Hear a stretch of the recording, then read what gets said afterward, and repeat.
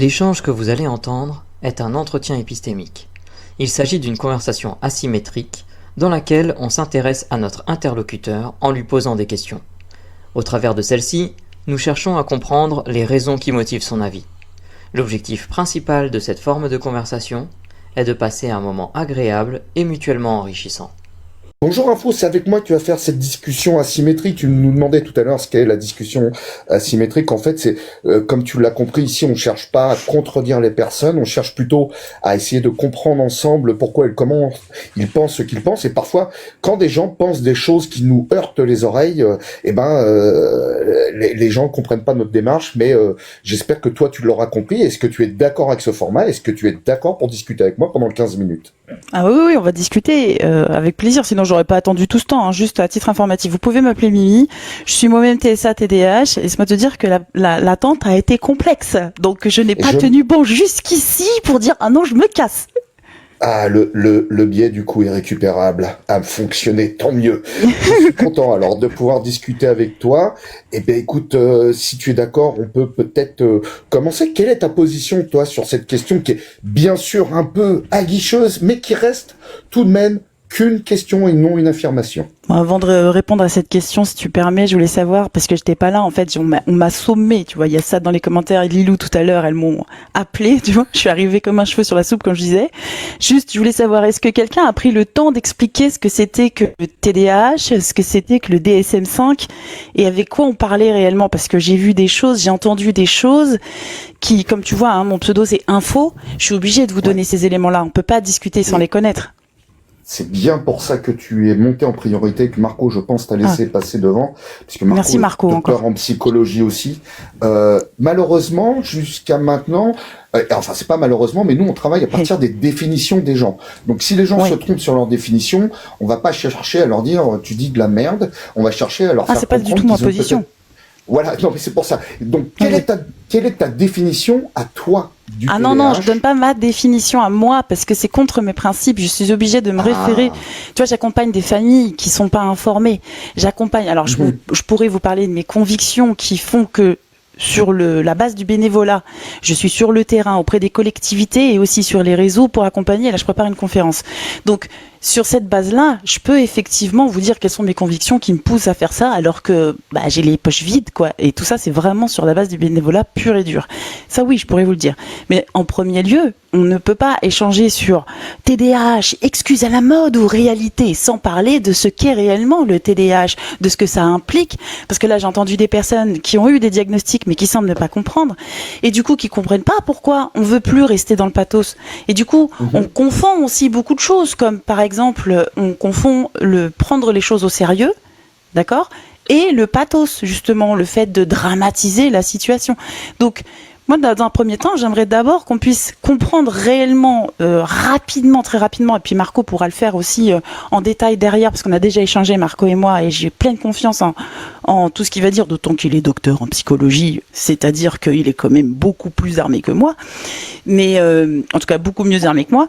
Mais dans un premier temps, il faut quand même comprendre que le TDAH, c'est toujours avec de l'hyperactivité. C'est en fait une dysrégulation de pas mal de choses qui empêchent la concentration et l'attention. À partir de là, quand on a compris que c'était un handicap et que c'était pas des symptômes, parce que les symptômes c'est pour des maladies, mais que c'était des signes qui diffèrent les uns des autres en fonction des personnes, on commence à comprendre comment on peut aménager sa vie. Et on commence à comprendre aussi que, tu demandais est-ce qu'on est TDAH à partir du diagnostic? Non. On sort du ventre de notre mère en étant TDAH. D'accord? Donc, forcément, c'est une expression. Forcément, on est TDAH avant le diagnostic. Le diagnostic, il vient nous dire, vous êtes TDAH, welcome dans la team. Et aujourd'hui, en 2026, on sait tellement de choses. On n'a pas encore tout compris, mais on a compris tellement de choses que désormais, on va pouvoir vous aider à aménager votre vie pour qu'il n'y ait plus le mot souffrance dans votre vie. Tu vois ? Et c'est pour ça qu'il y a beaucoup de personnes qui sont là à essayer de dédramatiser justement tout ça, parce que moi je vous ai entendu depuis tout à l'heure, t'entends, j'ai bien cumulé toutes mes informations, je suis sur les starting blocks. Vous imaginez le nombre de personnes qui refusent d'aller se faire diagnostiquer parce que c'est dramatique, parce qu'on est marginalisé. Vous imaginez un peu le nombre de personnes qui ne veulent pas faire diagnostiquer leur enfant, parce que leur enfant, c'est pas un mal élevé. Leur enfant, c'est pas une excuse. Leur enfant, il peut pas être TDAH. Vous comprenez l'enjeu de tout ça? Juste avant de dire si je comprends tout ça, je vais essayer de reformuler ce que tu m'as dit pour être sûr de pas me tromper. Tu voulais me donner la définition qui n'est pas la tienne, mais qui est celle, si j'ai bien compris, scientifique du consensus sur le TDAH. Oui. Et tu as quand même abordé le fait que on confond souvent les choses sérieuses avec le pathos, et qu'il y a toujours de l'hyperactivité dans le TDAH. Que c'est pas quelque chose qu'on attrape. On naît avec un TDAH, que c'est une réelle souffrance, et que c'est tellement une souffrance qu'il semblerait qu'il y ait des parents ou des adultes qui refuseraient de se faire diagnostiquer. Est-ce que j'ai oublié quelque chose ou est-ce que j'ai mal compris? Alors non, c'est pas la partie souffrance, c'est pas vraiment ça. Moi, je suis pas de la team c'est une super souffrance. Ce que je suis en train de dire en revanche, c'est qu'à partir du moment où on accepte que, parce qu'en fait, voilà, on va reprendre un petit peu. Alors, j'ai dit beaucoup de choses en même temps, mais je vais reprendre vite fait. Ouais, juste avant, si je peux t'aider. Tu voulais me donner la définition du TDAH et j'ai pas l'impression de l'avoir reçu encore. Alors, le TDAH, c'est trouble alors les acronymes, mais moi ça fait 25 000. C'est le trouble de dysrégulation. Non, ça devrait être dysrégulation, hein, de l'attention et de l'hyperactivité. Alors que c'est pas dysrégulation. Mais pourquoi je veux mettre un dysrégulation moi là-dessus? Parce que on sait aujourd'hui en 2026 qu'il y a une dysrégulation de l'hormone responsable de la concentration notamment, mais pas que. Il y a beaucoup d'impulsivité, il y a des problèmes d'inhibition, il y a beaucoup de choses qui jouent. Il y a un profil sensoriel atypique. Il y a énormément de choses qui sont de l'ordre du cognitif et de tout ce que ça implique, parce que le cerveau, il est quand même le moteur il est quand même la centrale indispensable au fonctionnement du reste du corps. Et pourquoi j'ai survolé, c'est parce qu'après, je me suis souvenu en voyant Marco, je me suis souvenu que Marco, lui, il allait faire le travail scientifique, puisque c'est s'il veut bien le faire quand il prendra la parole. Mais je me suis dit, ça sert à rien, ça va être redondant. Mais déjà, si on a cette base-là, on peut continuer d'avancer sur ce qu'on va se dire ensemble. Pourquoi je dis à chaque fois il y a toujours de l'hyperactivité? Parce qu'il y a un ouvrage qui s'appelle le DSM-5, un ouvrage de référence qui est mis à jour régulièrement par des professionnels dont c'est l'expertise, des ingénieurs en recherche, en psychiatrie, en neuropsychiatrie, etc. Et depuis 2023, c'est assez récent, hein. Depuis 2023, le DSM-5 est sorti en disant qu'il y a toujours de l'hyperactivité. Pourquoi c'est important de le savoir qu'il y en a toujours? Alors, moi je travaille avec des médecins, avec des professionnels de santé aussi. Je sais que les professionnels de santé sont pas à jour. Je sais que ils sont encore en train de dire TDA avec le H sans le H parce qu'ils se sont pas mis à jour sur le DSM-5 encore. Pourtant, la Haute Autorité de Santé, elle va aussi dans le sens du DSM-5 sur pas mal de choses.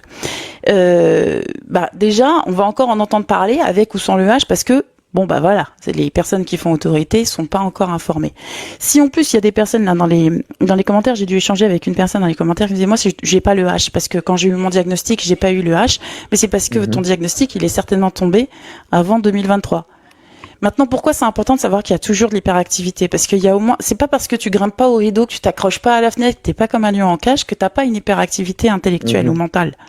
Et cette hyperactivité mentale, c'est ça qui est épuisant. Elle épuise ton cerveau, et surtout quand tu dois, en fait j'ai beaucoup fait ça et je vais recommencer à faire ça. Imagine que tu bouffes un piment. Pardon, je me lâche un peu dans ma façon de m'exprimer. Imagine que tu manges un piment hyper costaud. Imagine tu manges un piment hyper costaud, un truc qui est vraiment qui t'inflamme le visage au point où tu as la sensation que tu es complètement étourdi, et en même temps on te demande de lire la critique de la raison pure de Kant. D'accord? C'est ça l'hyperactivité intellectuelle. D'accord. Alors après, quand on parle, tu vois, de spectre, ton piment il est plus ou moins piquant, tu vois, dans mon image. Mais voilà, c'est ça l'hyperactivité. Donc c'est vrai que c'est très important de savoir que non seulement tu peux avoir des difficultés de type sensoriel, mais aussi des difficultés d'hyperactivité intellectuelle, bien que tu sois posé, calme ou introverti, comme disait la personne précédente par rapport à son enfant. Mais qu'en plus de ta dysrégulation de l'hormone responsable de la concentration, tu dois gérer ton hyperactivité mentale. Ce qui fait que ça te met d'autant plus des bâtons dans les roues. Maintenant qu'on sait ça, qu'on sait un peu la mécanique, et moi je fais de la vulgarisation de concepts, donc je vais pas rentrer dans les détails. Bah justement, tiens, excuse-moi, ça m'intéresse parce que tu as parlé d'hormones, de dysrégulation, que depuis 2023 on sait qu'il y a toujours de l'hyperactivité et autres. Tu parlais du DSM-5. Aujourd'hui, quelqu'un, parce qu'on a des personnes sur le panel qui ne connaissent absolument pas et qui eux considèrent que c'est plutôt une excuse à la mode. Qu'est-ce qui permet aujourd'hui de discerner un TDAH d'un casse-coucougnette lambda ou d'une personne qui aurait une autre pathologie mentale avec tous les symptômes du TDAH? Bah, le fait que la personne vient te dire je suis désolée, je suis TDAH et j'ai un petit peu. Puis alors casse-coucougnette, ça m'embête un peu parce que ça veut dire que vous considérez que les personnes qui ont un handicap psychique sont casse-burnes quoi. Tu vois, c'est ça qui est compliqué. C'est ça qui est compliqué à gérer, c'est qu'à partir du moment où on va considérer qu'une personne qui a besoin de stimuler pour réguler son système nerveux, c'est pour ça que c'est important de comprendre les concepts. C'est pareil pour le TSA et le TDAH, là pour le coup, bien que ce soit quand même deux handicaps différents. Souvent, on peut les avoir en duo, mais on peut retrouver aussi en commun le fait de devoir réguler son système nerveux avec du stimming, avec, tu vois. Le stimming ça veut dire qu'on fait de la stimulation sensorielle. Donc, en gros, c'est ça. Pour pouvoir se concentrer. C'est ce que disait la personne avant moi. Elle dit, tu vois, là, pour pouvoir avoir cette conversation, je suis en train de jouer avec quelque chose. Mais... Moi, pour avoir cette conversation avec toi, je suis en train de faire les 1000 pas. Donc, quand vous trouvez que c'est... Alors, ça pas la jambe. Non, ça peut être du stimming vocal aussi, tu vois. Ça peut être ça aussi. Oui, ça peut être plein de types de stimming. Et ça, si vous considérez que ça vous casse les pieds, c'est là où c'est problématique. Parce que du coup, vous considérez que la personne qui est en face de vous, elle n'est pas légitime à avoir un agissement qui lui est propre sur son propre corps et sur elle-même. Attention, toute proportion gardée, on comprend ce que je veux dire. Par exemple, se tortiller les cheveux ou gigoter sa jambe, ou tu vois, ce genre de choses. Je vais t'interrompre. J'ai très mal formulé ma question. Je n'ai pas dit que les personnes qui avaient des troubles mentaux étaient forcément des casse-pieds. Je dis comment faire la différence pour les personnes qui ne comprennent pas bien ça entre une personne qui a aucun trouble mental, qui est juste casse-pied, d'une personne qui a un TDAH et d'une personne qui a une toute autre pathologie mentale comme la bipolarité, je ne sais pas, ou autre, avec tous les symptômes du TDAH sans être diagnostiqué TDAH. Comment une personne lambda peut Mais c'est pas son boulot, la personne lambda. La personne lambda, elle peut juste accepter que la neurodiversité existe et que du coup, t'es comme ça. Alors, soit je peux supporter et à ce moment-là, je reste dans ton entourage, soit vraiment tu m'agaces et à ce moment-là, je pense à ma vie et puis j'avance, tu vois. Faut pas croire que parce que moi je suis autiste et TDAH, je vais être copine avec toutes les personnes autistes ou toutes les personnes TDAH ou toutes les personnes autistes et TDAH, alors que j'ai une très bonne compréhension de ce qui se joue chez elles, tu vois. C'est pas ça, le boulot de la personne lambda, c'est pas son job de savoir si oui ou non t'es TDAH ou t'es TSA ou t'es quoi ou t'es qu'est-ce. Alors, c'est cool parce que vu que si je comprends bien, tu es une personne concernée. Quand toi, je sais pas si ça t'arrive d'être face à des personnes qui vont avoir des comportements que tu trouves dérangeants ou inacceptables, et quand tu leur fais la remarque, ils te répondraient c'est pas ma faute, je suis TSA ou je suis TDAH. Qu'est-ce que ça provoque chez toi? En toute transparence, je leur ferai pas la remarque en fait. Je leur ferai pas la remarque s'ils ont un comportement qui me dérange. Imaginons, on est dans l'espace public, c'est ça, et un repas de famille. Il y a tonton Charlie là qui commence à sortir des grosses dingueries et qui te dit moi les gamins, moi quand j'étais gamin ça marchait à coups de torgnole dans la figure et puis je me casse moi. Ah non, mais moi je me casse sans commune mesure, je m'en vais parce que soit t'as des personnes qui sont dans la discussion et moi là je suis très obtus sur certains sujets, donc je sais que je vais pas être celle qui va flancher. Donc quand en face de moi, je sais qu'il y a des gens qui flancheront pas et qui veulent complètement réfuter le fait que la neurodiversité existe, c'est ce que je t'ai répondu tout à l'heure en fait là-dessus. À partir du moment où tu réfutes que la neurodiversité existe, qu'est-ce que tu veux que je fasse? Je vais pas te l'imposer dans ta tête. Et puis quand c'est au boulot, je suis mon propre. J'ai réglé le problème. Je suis mon propre. Alors on va faire une expérience de pensée. Vas-y. On va penser que tu es dans un monde parallèle où tu es employé. Non, mais alors au boulot c'est pareil. Je veux dire, à un moment le boulot t'es pas censé être copain avec eux. Donc si c'est au boulot lors d'une conversation autour du déjeuner, tu laisses parler. Ou alors si vraiment t'as la foi, là tu peux commencer à expliquer. Tu peux te dire, tu sais que en fait t'as quand même un collège de professionnels dans cette expertise qui ont fait plusieurs années de médecine générale, puis une spécialisation de plusieurs années, donc on compte entre 10 et 15 ans d'études pour arriver à avoir une expertise en psychiatrie ou en neuropsychiatrie. Et il y a quand même beaucoup de personnes qui sont d'accord pour dire que le TSA, le TDAH, ça existe. Et qui sont quand même assez. Alors moi, tu vois, en gros, alors très concrètement, quand je reçois les parents qui viennent me dire à l'école, ils sont en train de contester le diagnostic de mon fils, ils disent qu'il n'est pas TDAH. J'en ai plein qui me disent ça. Réponse, ma maîtresse, elle est enseignante, elle n'a pas fait médecine. Tu vois ce que je veux dire? C'est pareil pour toutes les personnes qui sont là à dire est-ce que c'est la mode ou pas la mode? Quand il y a un diagnostic, je suis même pas en train de parler de l'autodiag, je parle que du diag. Quand il y a un diagnostic, le diagnostic, il est posé par un médecin. D'accord? La plupart du temps, c'est un médecin psychiatre ou un neuropsychiatre qui pose le diagnostic. Donc, quand on dit un médecin psychiatre ou un neuropsychiatre, c'est qu'il y a d'abord eu médecine générale et ensuite spécialisation. Et ensuite, je crois que neuropsychiatre, ça n'existe plus. Hein. Ah si, ça continue d'exister. Ah bon. Et ensuite, spécialisation dans la spécialisation. Excuse-moi, sur une échelle de 0 à 100, neuropsychiatre, ça existe encore en France. 0, ça n'existe pas. Et 100, ça existe. Tu te mettrais à combien? Moi 99,9. Et si tu apprenais que ça n'existe plus comme spécialité, ça changerait quelque chose Non, je demanderai le nom de la nouvelle spécialité. Je m'en cogne. Moi, je veux savoir qui est responsable, tu vois, d'estampiller sur mon dossier MDPH le diagnostic, quoi. Tu vois.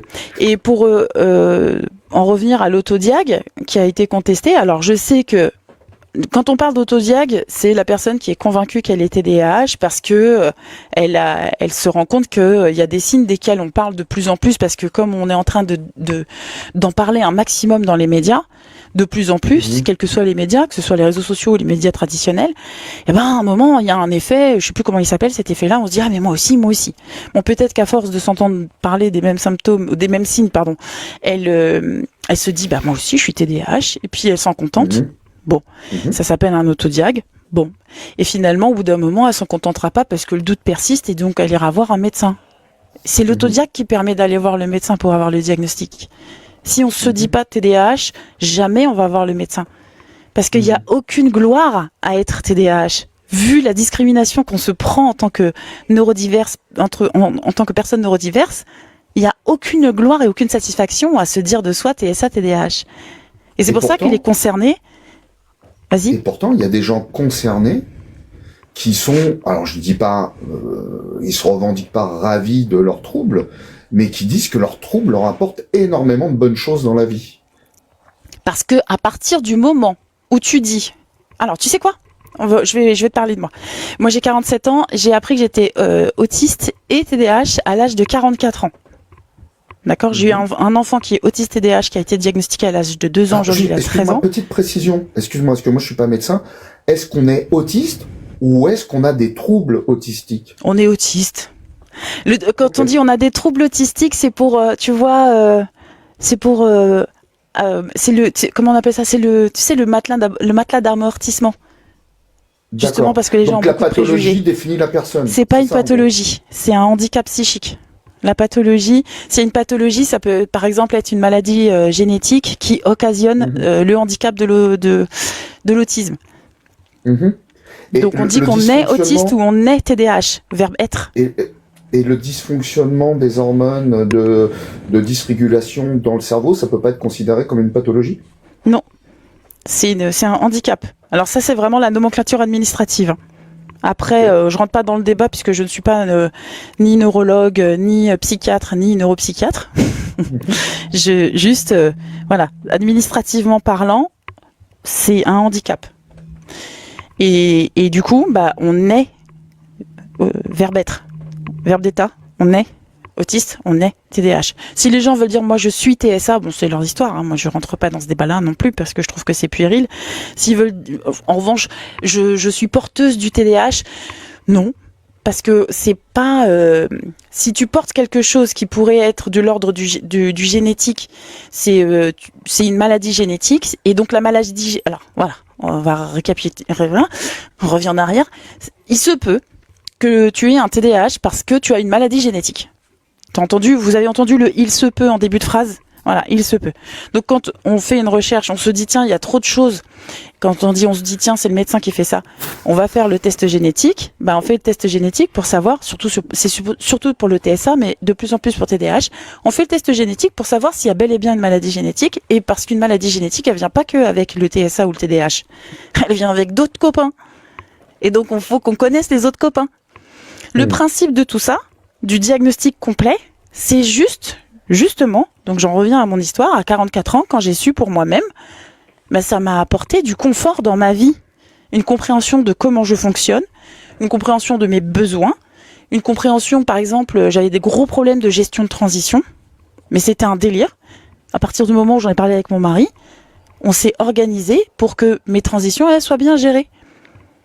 Et donc notre vie commune, elle est quand même un peu meilleure. Pareil, le sensoriel, il est chaotique.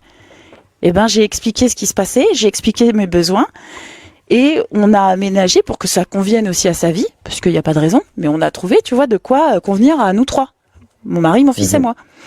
C'est en ça que c'est important de se faire diagnostiquer et c'est en ça que c'est important de ne pas écraser les autodiags, parce que les autodiags sont importants et on peut dire, maintenant que tu es convaincu, va te faire diag désormais, comme ça tu obtiendras un accompagnement, une aide. Souvent, pour les adultes, je dis ne négligez pas les thérapies cognitives et comportementales parce que si vous avez fait un diagnostic tardif, même tardif, c'est que vous avez compris qu'il y avait un souci pour vous dans votre quotidien. Donc, améliore ta qualité de vie. C'est ça le message. Améliore ta qualité de vie pour que ce soit pas, pour que ce soit pas dramatique. Et moi, je suis pour qu'il y ait autant de, tu vois, et je vais rendre la parole. Moi, je suis pour qu'il y ait autant de fun, comme disait justement la personne avant moi, qu'il y ait autant de fun autour du TSA et autour du TDAH. C'est important pour dire que c'est pas parce que on est en situation de handicap qu'on n'a pas accès à ces choses-là. Et la vie en étant autiste, TDAH ou les deux, elle peut être facile, à condition de mettre en place les bons aménagements et d'arrêter d'être dans le déni. D'accord. Écoute, je suis désolé, je vais t'obliger. Aucun problème. De ce que j'ai compris que pour toi la gestion du temps c'est compliqué, mais je vais t'obliger de sortir le coup près parce que on a déjà dépassé les 15 minutes, c'est passé comme papa dans maman, comme dirait l'autre. Je suis désolé. Ok, non, aucun problème. Et en tout cas, merci de m'avoir laissé aller jusqu'au bout.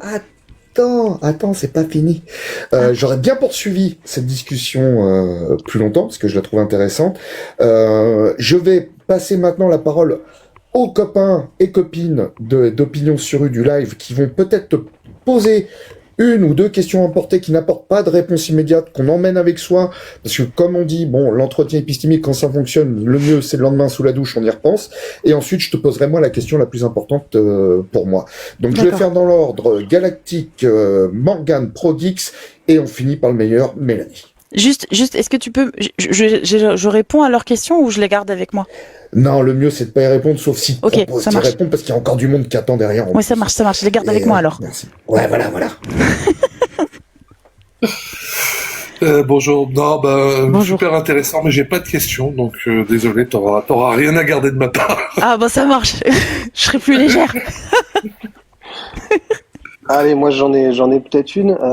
Tu disais qu'on est TDAH, en gros on ne le devient pas. Si jamais c'était le cas et en fait qu'on le devenait, à quoi ça s'observerait? Qu'est-ce qu'on s'attendrait à observer dans ces cas-là et qu'on n'observe pas, qui nous permet d'affirmer que non, finalement on est TDAH et on le devient pas? Ce sera ma question emportée. Ok. Progix, Mélanie. Moi j'en ai une. Tu peux répondre tout de suite parce que c'est une question fermée, donc oui, non, je sais pas. Si j'ai bien compris, tu as dit qu'il y a toujours de l'hyperactivité. Donc pour toi, ça veut dire qu'en fait les TDA n'existent pas. Je peux pas dire que oui. C'est parce que c'est pas pour moi. Moi, très rapidement, si les professionnels dont c'est l'expertise sortent un DSM-5 cette année en disant ah non finalement c'est trompé, il y a du TDA et le H il est en portée ou pas, il est en option, c'est ce que je dirais. Je suis convaincue de ce que les gens dont c'est l'expertise et qui se cassent la tête à faire des recherches et à fournir des supports de référence disent. D'accord, merci beaucoup. Je t'en prie. Eh bien, moi, je n'ai pas de questions à apporter, c'était très intéressant, merci. Avec plaisir. Et moi, j'aurais une question en portée provocatrice. Vraiment provocatrice. Donc, trigger alert, les gens secoués du ciboulot. c'est pas de la psychophobie, hein, je vous le dis tout de suite. Voilà. Quel est ton meilleur moyen de reconnaître un TDAH casse-pied d'un TDAH pas trop casse-pied? Question portée. Et la vraie question la plus importante, et sachant que tu nous as livré quand même que pour toi c'était compliqué, l'attente et tout ça, comment tu t'es senti pendant cet entretien? Ah, pendant l'entretien, j'ai vraiment apprécié que tu me laisses autant parler parce que, comme tu sais, je suis TDAH et il y a un des signes du TDAH, c'est la logorée. Et surtout quand on parle d'un sujet qui nous passionne. Donc j'ai vraiment apprécié que tu me laisses cet espace-là et que tu m'aies pas interrompu alors qu'on avait passé le chrono. Eh ben, tu sais quoi? Je pense que l'entretien épistémique, en supplément de plein d'autres thérapies, ça peut être un outil sympa pour apprendre justement à ne pas à gérer un peu cette impulsivité de la logorée. Et qu'est-ce que tu retiendrais de cette discussion? Tiens, s'il y avait une seule chose que tu retiendrais, ça serait laquelle? Le violet de ton affiche. Ah, il te plaît pas? Non, juste il est marquant, il neutre, il est marquant neutre pour moi, mais voilà, Ouais. je m'en souviendrai comme ça. Eh ben, si tu regardes, on fait toutes nos affiches en violet, mon logo est en violet, et on m'a fortement déconseillé d'utiliser le violet en termes de communication. Et puis moi, je m'en fous, je fais ce que je veux. Donc Non, t'as eu raison. Non, je sais pas qui t'a déconseillé ça. Alors mon métier c'est d'être brand designer, donc je fais brand designer, bravo, bien joué. Donc tu vois, je fais de l'identité de marque. Non, c'est pertinent. Hein. Pourquoi on te non, merci. très bien. Voilà. Merci beaucoup. Merci à toi. Je vais redescendre du coup et merci Marco encore une fois. Hein. Ouais, Marco, il est cool. Mais tu sais, tu disais que t'es moins bon que lui. Il faudrait qu'on puisse te voir sur un stepper en faisant un live. Peut-être qu'il y a compétition. Bon, allez, je vous souhaite une bonne fin de journée. À toi aussi. Au revoir. Au revoir. Merci pour ton passage.